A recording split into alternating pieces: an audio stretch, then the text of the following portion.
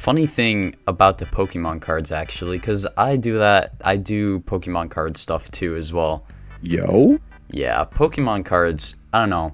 There's just something about them because they were such a big part of like my childhood. I remember as Yeah. a younger kid like trading them on the playground and stuff, all that Oh, fun stuff. 100%. That was so fun. Yeah, Pokemon was like my first like true obsession as a kid. yeah.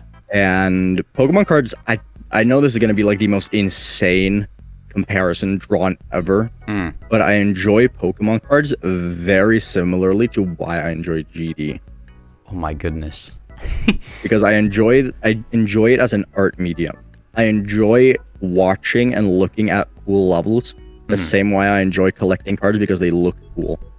Yeah, that makes sense actually. Like I'm like one of 5 people still who don't give a fuck about monetary value of cards. Mm. I just enjoy opening packs, cracking them open, and looking at the cool artwork. Yeah.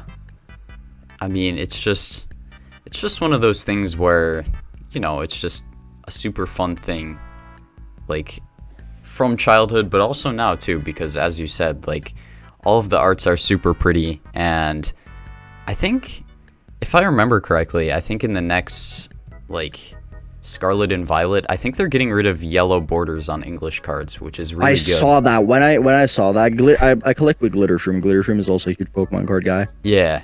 And so we share a lot of stuff. And when we saw these silver borders like the Japanese cards, we lost it because the Japanese cards are so much prettier. Yeah, The it's yellow true. border is so ugly.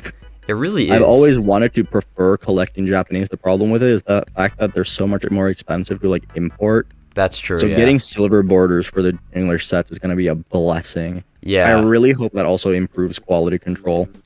Yeah, the thing about quality control, I mean, you'd think that as a multi-billion-dollar company they could do a better job with that. However, I love errors. Like errors are kind of my cup of tea. I really like errors as well. Yeah. I lurk the like Pokemon TCG subreddit occasionally because I know Reddit user fucking cringe, right? But I use like 3 subreddits to be fair. It's Xenoblade, Yeah. Pokemon TCG, and GD. Mhm. And I see people complain about like misalignments and stuff all the time, and I'm like, I don't know. I think it adds a little bit of character. Like Yeah. obviously it sucks if there's like a small discrepancy in how it's supposed to be. Like major fuck ups is so funny. Yeah.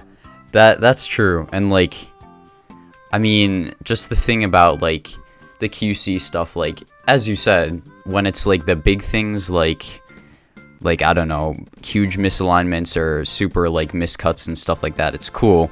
But to your point, like all of like the silvering and like whitening on the borders and stuff like that, Yeah. stuff that doesn't really count as an error, it's just damage. Like that stuff is annoying. Yeah, for Yeah. sure.